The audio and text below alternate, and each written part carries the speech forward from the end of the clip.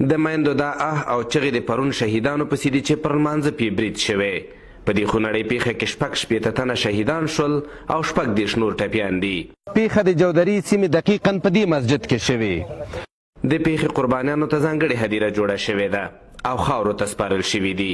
دا بیا په هسک مینې ولسوالۍ کې د یوې ورځې پیښې د تلفاتو هدیره ده.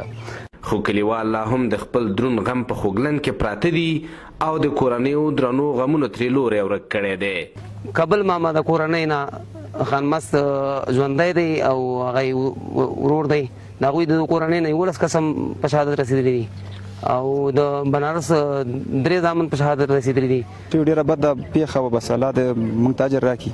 دلته یو شمېر کسان له پېژندګلوۍ پرته خاورو ته سپارل شوي دي او دلته 3 کسان ځای اوسېدونکي مخه کړي او 3 کسان نامعلومه و چې ما ورسره هغه نښانونه لیکلي دي. له هدیرې شاوخوا تر اوسه خلک د شهیدانو غوښې راټولوي او لا د ړنګ جومات په ویرانه کې د جسدونو په پیدا کولو بوخت دي. د ذکرالله د کورنۍ لکه ټول نارینه چې په هدیره کې وي هغه راته په سیمه کې ماته ګوډه کیسه وکړه. یو 3 مرونه شهیدان شوي وو پکې، یو مزوي و، 3 ورونه و، 2 خورینه و، 2 تره زامن پکې. دلته لکه ټولې کورنۍ چې د مرګ توپان وړي وي، خو په منځ کې داسې کورنۍ هم شته چې د 3 ځواني مرګ ورونو په منځ کې د واده شازلمی هم شهید دی. پوره 8 ورځې وړاندې په همدغه کور کې خادي وه چې نن ترې د چغو غږونه پورته کیږي. په دې ځوان پسې د کورنۍ ډېر هیلې تړلې وې. زموږ دا ارمان چې موږ زوی ته واده وکړو دا هم د الله امر دی، زموږ په سر سره قبول دی. په یوه جمعه کې مې واده وکړه، بله جمعه کې مې جنازه وکړه. بس دغه کهاني ده، نور به موږ څه ورته ویل. یعنې ستا چې هغه څه هیلې وې هغه مړې شوې؟ مړې شوې، بس پوره نه شوې. اوس داسې مړې شوې چې اوس کوټې ته ننوځم، دا زما د عمره پورې څه چې مړ شوی نه یم، دا هیلې به زما بس په زړه کې وي.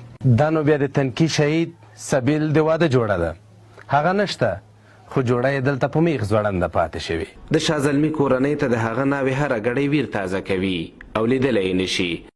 د هغه لپاره جوړه شوې کوټه یې کورنۍ ته د سبیل د جنازې په څېر ښکاري او د خپلو لوټلو ښادیو پسې ژاړي. سبیل ته یې پلار په 15 کلنۍ کې واده کړی و، خو د تېرې ورځې برید ترې ژوند اخیستی. اوس یې د واده دا تخت بې سبیله پروت دی.